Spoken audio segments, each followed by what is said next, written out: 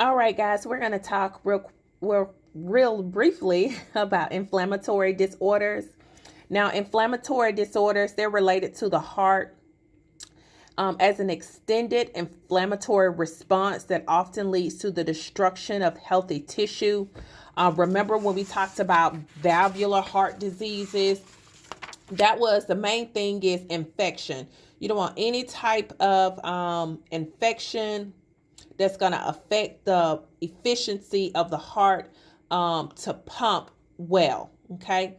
So, health promotion with valvular heart diseases, of course, is to prevent and treat bacterial infection. So, inflammatory disorders aren't too different from that because anytime there's an itis, there's an inflammatory process of some type of organ. So with inflammatory disorders, it's an inflammation related to the heart as an extended inflammatory response that's going to often lead to the destruction of healthy tissue. This primarily includes the layers of the heart. Now, I'm not going to give you guys an anatomy lesson because you know the different layers, the myocardium, epicardium, endocardium, you know all those different layers of the heart. But this is what this chapter is going to pretty much cover.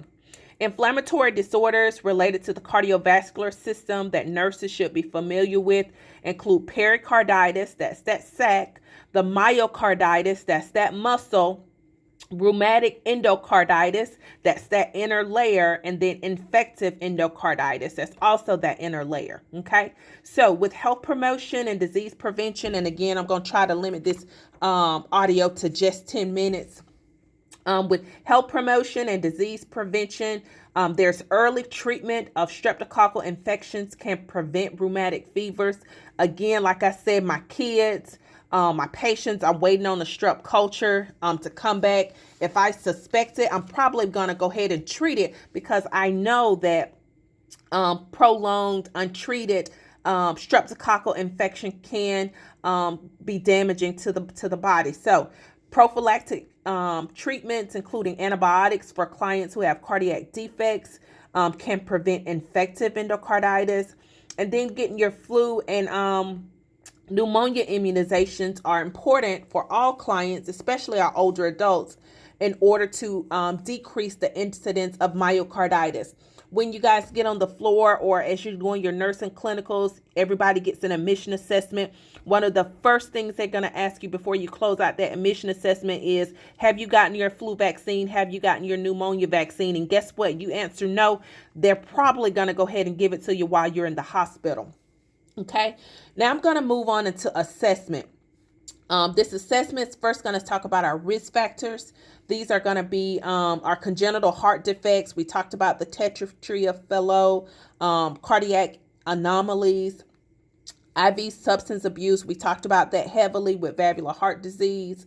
If they've had heart valve replacement, immunosuppression, rheumatic fever, and other infections. School-aged children who have a long duration of streptococcus infection, malnutrition, overcrowding, and then lower socioeconomic status. Now, with our expected findings, with our pericarditis, we talked about those different layers of the heart. We have pericarditis, myocarditis, rheumatic endocarditis, and infective endocarditis. I'm going to give you just a brief overview of the expected finding with each layer of the heart that you'll see taking care of the patient. We're going to start out with pericarditis. Now, pericarditis, it's a pericardium. It's an inflammation of that pericardium. Commonly follows a respiratory infection. It can be due to a heart attack or myocardial infarction. It can be due to acute exacerbation of a systemic connective tissue disease. Typically, that patient, they're going to have chest pain, aggravated by breathing, mainly inspiration. They're going to be having problems with coughing and swallowing. They may have that pericardial friction rub auscultated. at that left lower sternal border. They're going to have some shortness of breath. And they're only going to get relief when they sit up forward. Okay, that's that pericarditis. And you think of the heart, it's in that layer, that sac. Okay, so that's going to be your expected findings for pericarditis. With myocarditis, that's an inflammation of the myocardium. That can be due to a viral, fungal, or bacterial infection or a systemic inflammatory disease such as Crohn's disease. That patient may have tachycardia, they may have a murmur, they may have a fiction rub. When you listen to their lungs, they may have cardiomegaly, chest pain, and they may have dysrhythmias. Guys, a lot of these symptoms we're seeing, they go hand in hand with heart failure, things you've already been tested on, so this shouldn't be anything foreign to you. All these symptoms of the heart, they're going to seemingly manifest similarly with patients who have inflammatory disorders. Now, with rheumatic endocarditis, that's going to be an infection of the endocardium due to a complication of rheumatic fever. And that's going to be preceded by that group A beta hemolytic streptococcal pharyngitis. We're going to swab that patient's throat that we're suspecting a strep throat. And that beta hemolytic streptococcal pharyngitis is going to be there. It's going to produce lesions on the heart, findings, fever, chest pain, joint pain, tachycardia, shortness of breath. Now, with rheumatic endocarditis, they're going to have a rash on their trunk and their extremities. They may have a friction rub, murmur, and they're going to have muscle spasms. So with rheumatic, okay, they're going to have joint pain, okay?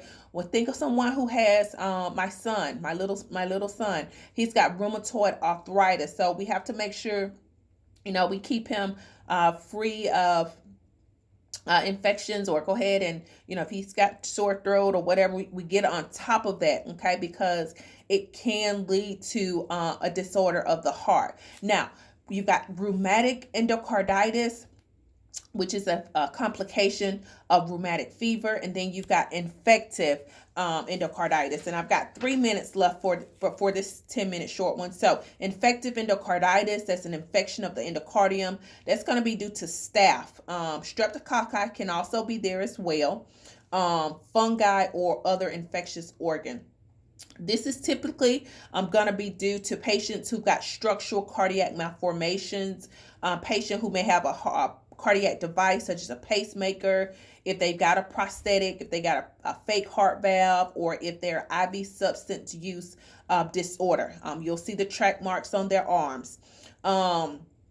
If they're having invasive procedures, dental procedures, body piercings, those can cause bacteremia, which can lead to infective endocarditis in at-risk clients. So you guys, there's just risk with everything you do, okay? Findings for infective endocarditis include fever, flu-like symptoms. They're going to have that murmur, petechiae on the trunk and on the mucous membranes. Positive blood cultures, of course. They've got an infection. This is infective endocarditis. They may have splinter hemorrhages, red streaks under the nail bed. So these are going to be some distinguishing characteristics of infective endocarditis versus rheumatic endocarditis. So be mindful of the things that you're going to see with these patients. Now, I'm going to run quickly over diagnostic procedures, and then we'll start on a separate 10-minute video with our patient-centered care, medications, and therapeutic procedures. Now, our lab tests, of course, we got to get blood cultures because that's going to detect a bacterial infection. These are inflammatory disorders, so we need those blood cultures. An elevated white blood cell count can be indicative, get that out, of a bacterial infection. Cardiac enzymes also might be elevated with that patient who has pericarditis. Remember, they're going to have a lot of chest pain. You may see an elevated ESR. That's going to be your sedimentation rates, your CRP, your C-reactive protein. Those can indicate inflammation of the body. The ESR and the CRP, they're great lab tests, but they're so non-specific. All we know is that there's inflammation in the body with those tests. Our throat cultures, of course, for that patient we suspect rheumatic endocarditis, are going to detect for streptococcal infection, which can lead to rheumatic fever. Okay, I'm at 9 minutes, so I'm going to stop there. We've covered assessment, risk factors. We've also looked at expected findings for pericarditis, myocarditis, rheumatic endocarditis, and infective endocarditis.